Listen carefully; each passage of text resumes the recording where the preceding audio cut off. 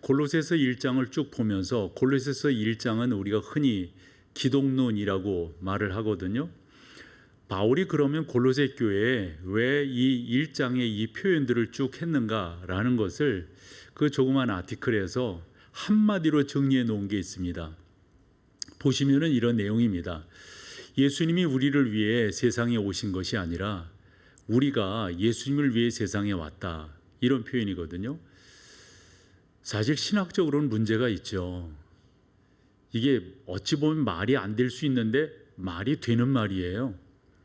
중요한 것은 어린 신앙일 때는, 신앙이 약할 때는 계속해서 예수님 이것도 해주세요, 이것도 해주세요, 이런 식의 신앙을 갖잖아요.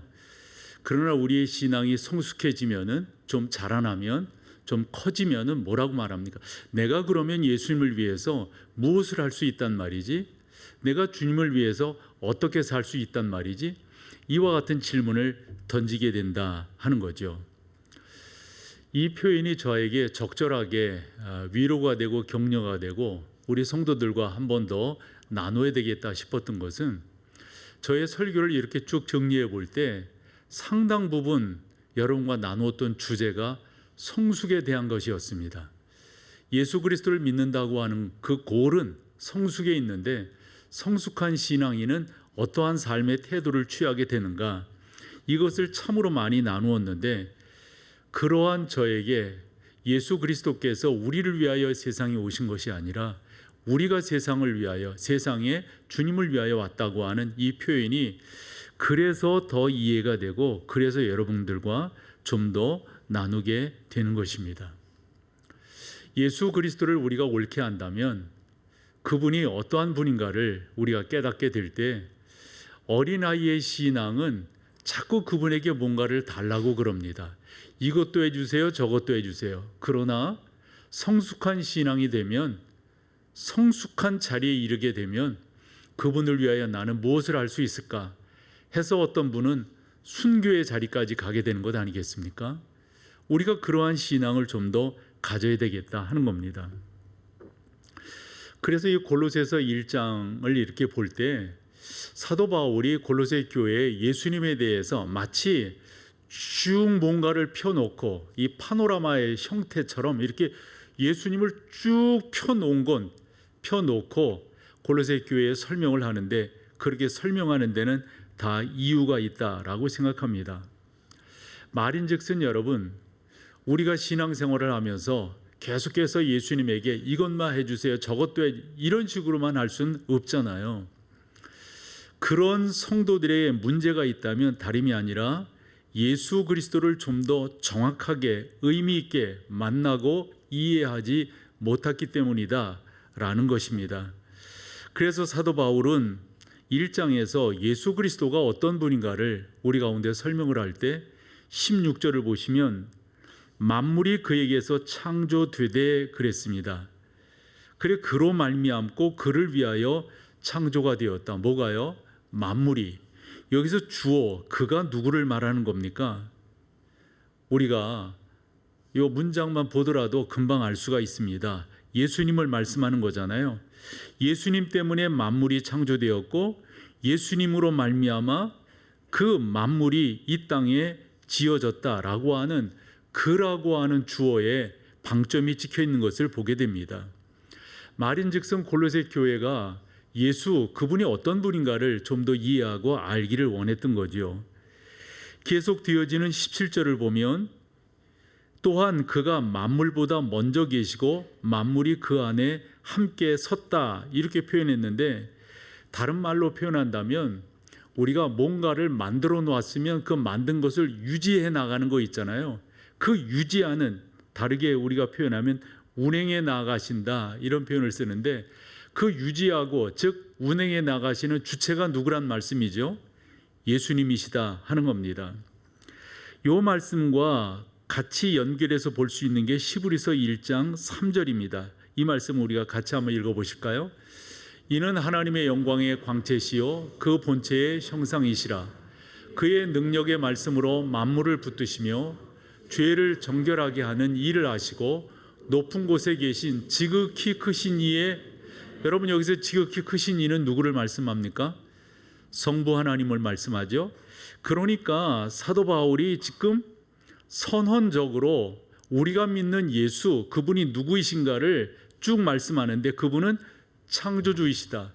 그분은 창조된 그 모든 것들을 친히 운행해 나가시는 분이시다. 이렇게 말씀하는 거예요.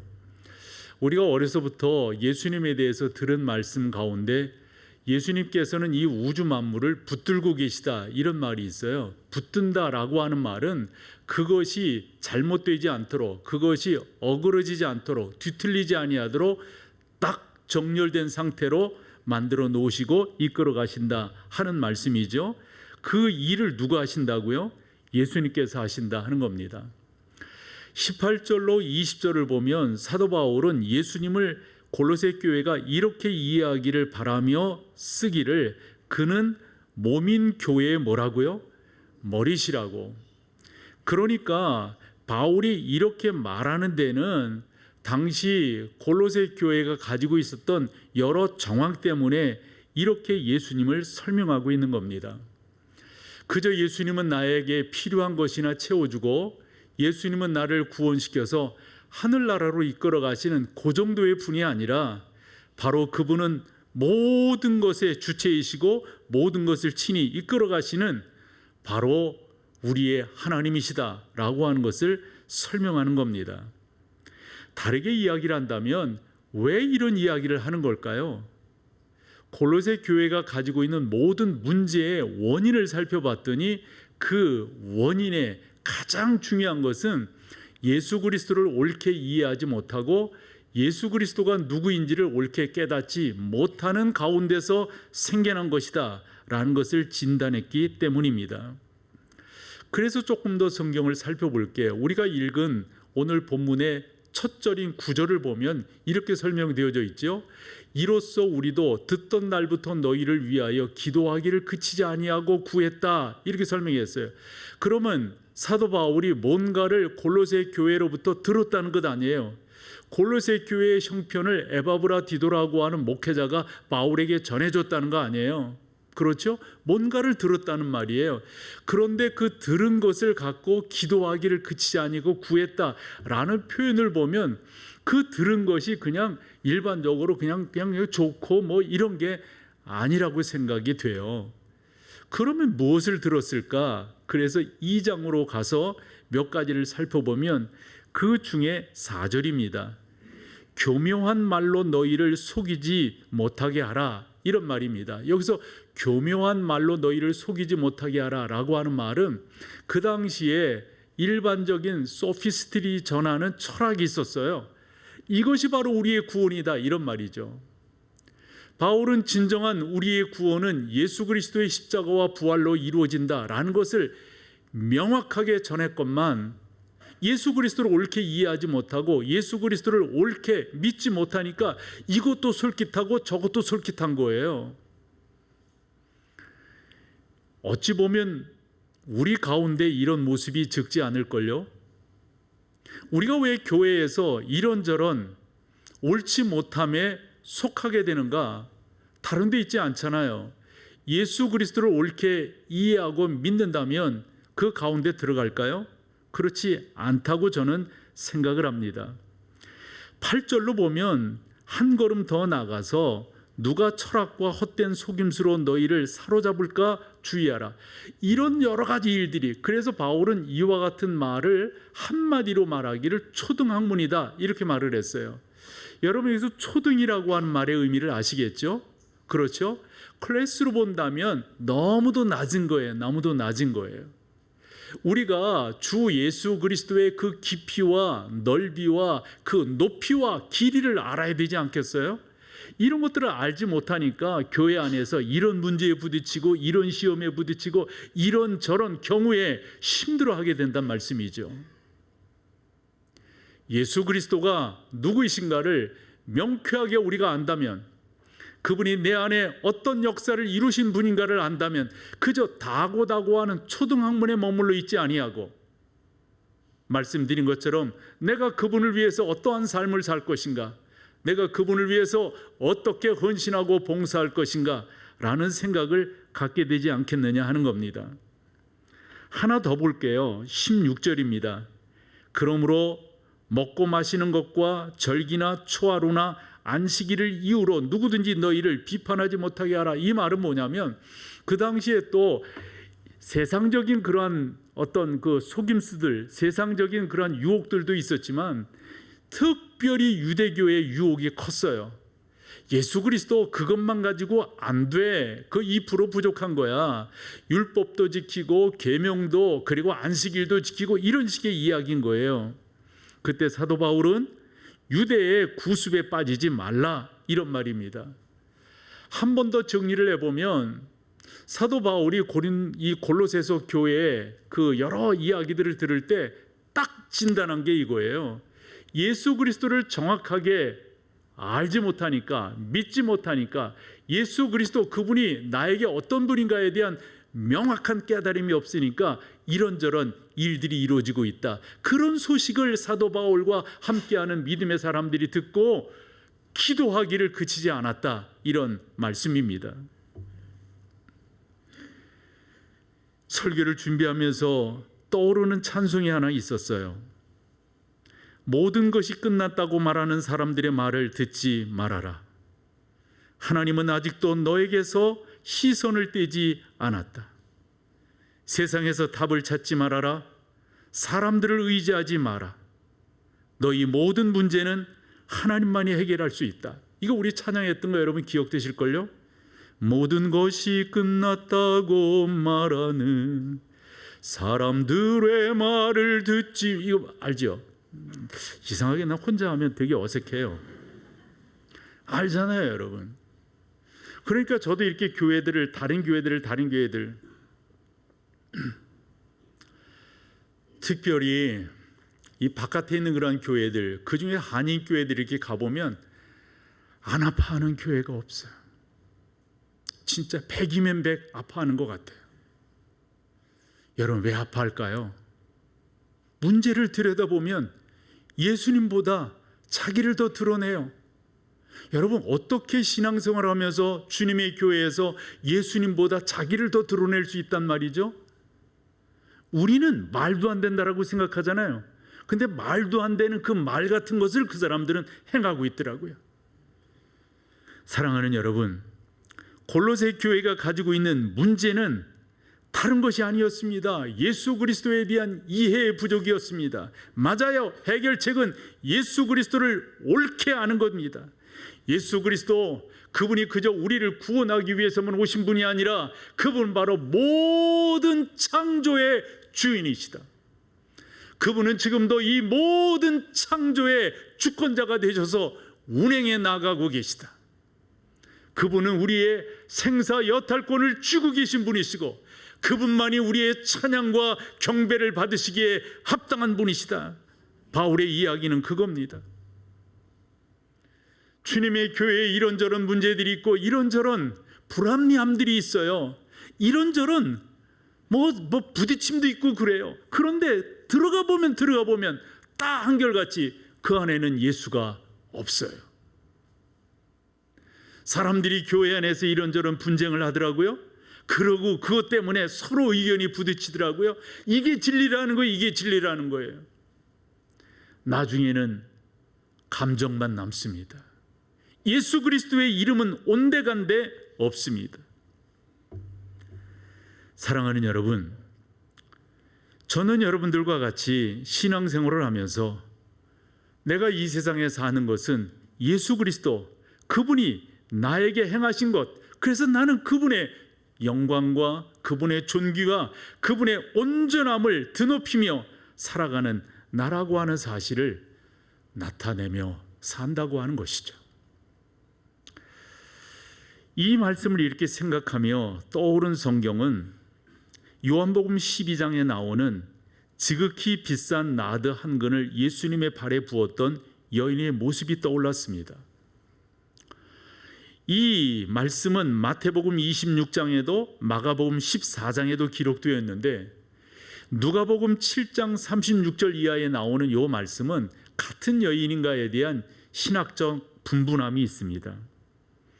어쨌건 찬송가 211장에 나오는 값비싼 향유를 주께 드린 막달라 마리아 본받아서 이 찬양의 가사 때문에 누가복음 7장에 있는 말씀 그 한 여자도 아마 마리아가 아니겠느냐 이렇게 생각하지만 그것은 좀 논외로 두고 요한복음 12장에서 이 마리아가 어떻게 예수님께 행했는가 그중 3절 말씀을 같이 한번 읽어보겠습니다. 마리아는 지극히 비싼 향유 곧 순전한 나드 한 근을 가져다가 예수님의 발에 붓고 자기 머리털로 그의 발을 닦으니 향유 냄새가 집에, 만약 여러분 이것을 그림으로 그린다면 어떻게 될까요? 어떤 그림일까요? 마가복음 14장 3절에는 이렇게 표현했습니다. 그 옥합을 깨트려 예수님의 머리에 부었다 그랬습니다. 요한복음 12장 3절에는 발에 부었다고 그랬고 마가복음 14장 3절에는 머리에 부었다고 그랬습니다. 발에 부었느냐 머리에 부었느냐 이게 그렇게 중요하지 않다고 봐요. 왜냐하면 아론의 머리에 부은 기름이 수염을 타고 흘러 그 옷깃을 적셨다라고 했습니다.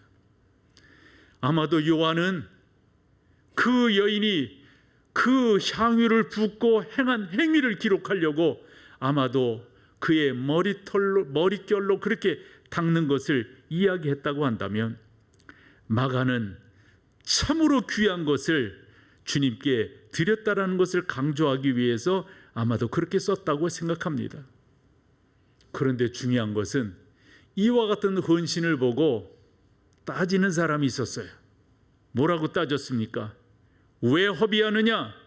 그 돈이면 많은 사람을 도울 수 있을 터인데 왜? 시비를 거는 겁니다. 마태도 마가도 요한도 이 여인이 그렇게 했다라고 하는 것을 한결같이 뭐라고 설명하냐면 주님의 장례를 준비하는 그러한 행위로서 이 일을 했다라고 설명하고 있습니다.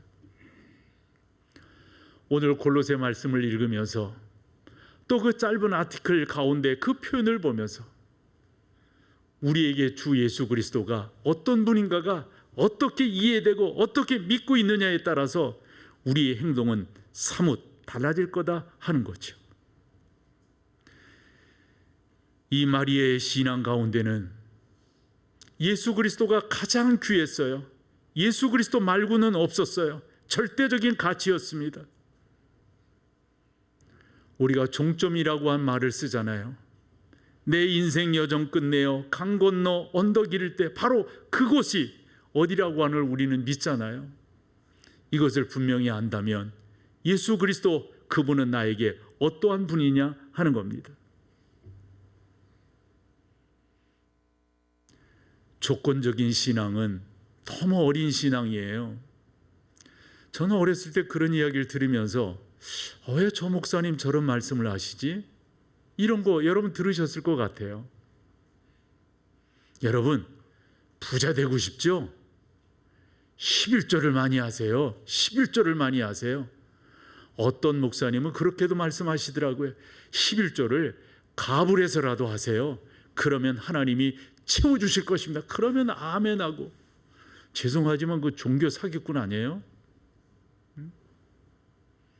여러분 예수님은 흥정의 대상이 아니에요.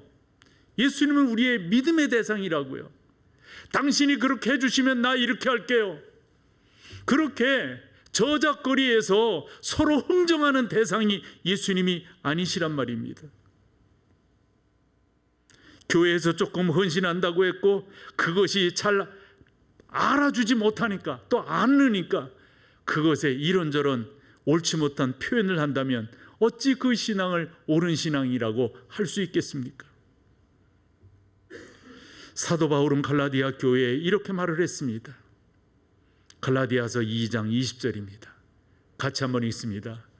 내가 그리스도와 함께 십자가에 못 박혔나니 그런즉, 여러분 여기서 그런즉이 중요해요. 그런즉 예수 그리스도가 나에게 어떤 분인지 내가 그분과 십자가에 못 박혔다. 그렇기 때문에 이제는 같이요 이제는 내가 사는 것이 아니요 오직 내 안에 그리스도께서 사시는 것이라.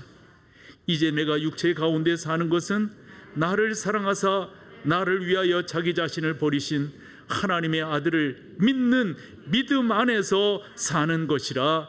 아멘. 아멘. 저는 여러분들과 주님께 이렇게 헌신하며 주님께 이렇게 충성하며 주님을 사랑한다고 고백하며 살 수 있기를 소망합니다.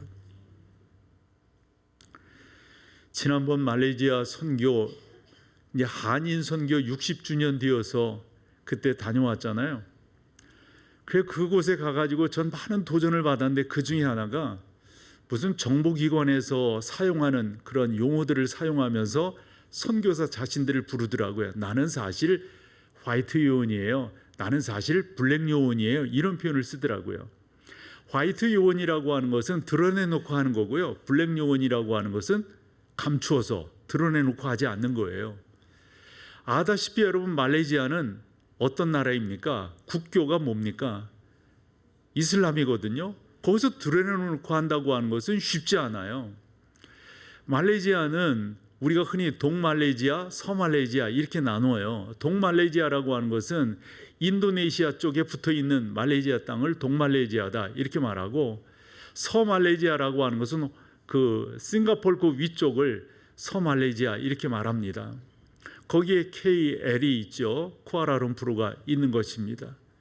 그런데 그 나라가 국교를 힌두교로 했어요. 예수 그리스도를 전하지 못하게끔 되어져 있는 겁니다. 그럼에도 불구하고 힘있게 복음을 전하는데 특별히 암암리에 그것을 블랙 요원이다 이리 말하는 거예요. 성교사님들이 돌아가면서 자기의 사역을 발표하는데 그분이 그런 표현을 하더라고요. 사실 나는 블랙 요원입니다. 이런 말이에요. 숨어서 한다는 거예요. 그런데 이 자리가 의미 있고 중요한 자리라고 하는 것을 알기 때문에 나의 선교하는 것을 이 시간 내놓습니다 하면서 쭉 이야기를 하더라고요. 사랑하는 여러분, 그분이 예수 그리스도에 대한 감동이 없다면, 예수 그리스도가 그분에게 감격이 아니라면, 예수 그리스도가 그분에게 전부가 아니라면 고향을 떠나서 그런 삶을 살 수 있을까요? 신채호 선생이 그런 말을 했다고 하죠. 역사를 잊은 민족에게 미래는 없다. 우리 교회가 어떻게 세워졌는가? 우리 선대로부터 우리 앞선 장로님들, 권사님들, 사랑하는 집사님들의 수고와 헌신이 어떻게 이 교회를 만들어냈는가? 목사인 저부터 자각하지 않는다면 저 제대로 목회할까요? 그것에 대해서 여러분들이 옳게 깨닫지 못한다면 주님의 교회를 옳게 세워나갈 수 있을까요? 언제까지 우리가 주님께 이것 주세요, 저것 주세요, 저것 주세요, 이것 주세요 그러면서 시간을 낭비할 건가요? 저는 결심한 것이 있습니다. 이제는 예수님께 그렇게만 이야기할 것이 아니라 이제는 내가 예수님을 위하여 이 땅에 존재한다. 내가 예수의 영광을 위하고 예수 그리스도의 이름을 선포하고 예수 그리스도의 그 온전하심을 선포하는 일에 나의 남은 시간들을 사용하리라. 그러면서 아직도 헌신이 약한 우리 젊은 세대들에게 여러 믿음의 선배들이 이렇게 하셨듯 여러분들도 헌신하시고 여러분들도 그 가운데 나아가십시오.